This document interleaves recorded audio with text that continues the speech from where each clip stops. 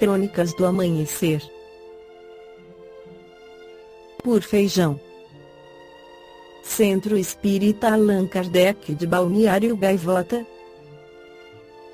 11 de janeiro de 2022. Canadense usa inteligência artificial para simular troca de mensagens com noiva morta há 8 anos, parte 1. E se você tivesse a chance de falar uma vez mais com um grande amor que já se foi, mesmo sabendo que a ponte entre vida e morte não passa de uma ilusão tecnológica, você se deixaria levar? Um canadense usou um programa de inteligência artificial para simular uma troca de mensagens com a noiva, morta há 8 anos. Foram 10 horas de conversa e uma sensação perturbadora de que era uma interação real, embora impossível. Por todo o mundo, pesquisadores tentam criar programas que respondam, conversem ou escrevam como humanos. Robôs que pensam por conta própria, capazes de responder de formas diferentes a perguntas não programadas.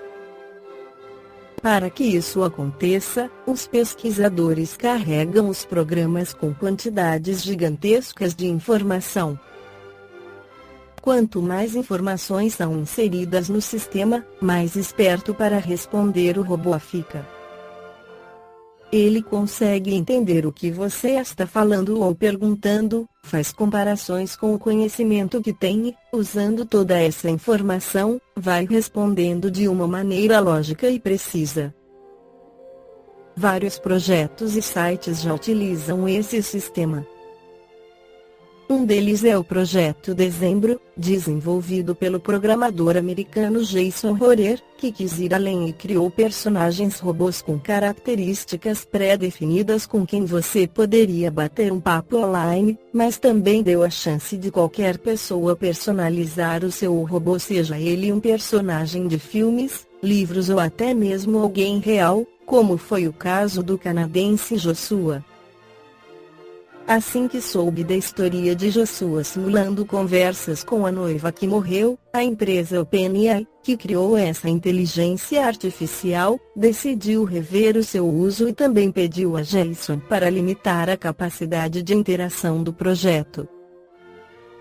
Jason não aceitou o requare, assim, perdeu o acesso à tecnologia e precisou fechar o projeto Dezembro. Depois que a história de Joshua apareceu nos jornais americanos, metade das pessoas que procuraram o projeto queria simular conversas com pessoas próximas que já morreram. O canadense utilizou a inteligência artificial para simular uma conversa com a noiva, o que o de ser feito diretamente conforme esclarece Allan Kardec no Livro dos Médiuns. Primeiro, Allan Kardec esclarece sobre a sobrevivência do espírito após a morte e a possibilidade de comunicação através de um médium que seria um canal de comunicação entre o espírito desencarnado e o espírito encarnado. Afirma Allan Kardec, resta saber se o espírito pode comunicar-se com o homem, permutar pensamentos com os encarnados. Mas por que não? Que é o homem, senão um espírito revestido de corpo material? Qual o motivo por que um espírito livre não poderia comunicar-se com um espírito cativo, como o homem livre se comunica com o prisioneiro? Admitida a sobrevivência da alma, seria racional negar-se a sobrevivência das suas afeições? Desde que as almas estão por toda parte, não é natural pensar que a de alguém que nos amou durante a vida venha procurar-nos desejando comunicar-se conosco, e se utilize os meios que estão ao seu dispor. Quando viva na Terra, não agia ela sobre a matéria do seu corpo. Não era ela, a alma, que dirigia os movimentos corporais? Porque, pois, não poderia ela, após a morte, servir-se de outro corpo, de acordo com o espírito nele encarnado, para manifestar o seu pensamento, como um mudo se serve de uma pessoa que fala, para fazer-se compreender? Afastemos por um instante os fatos que consideramos incontestáveis.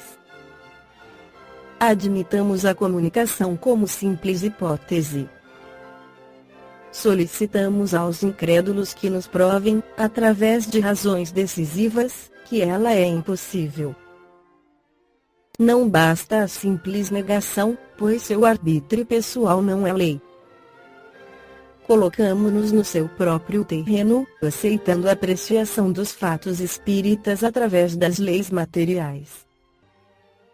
Que eles assim possam tirar, do seu arsenal científico, alguma prova matemática, física, química, mecânica, fisiológica, demonstrando por A mais B, sempre a partir do princípio da existência e da sobrevivência da alma, que um ser pensante durante a vida terrena não deve mais pensar depois da morte.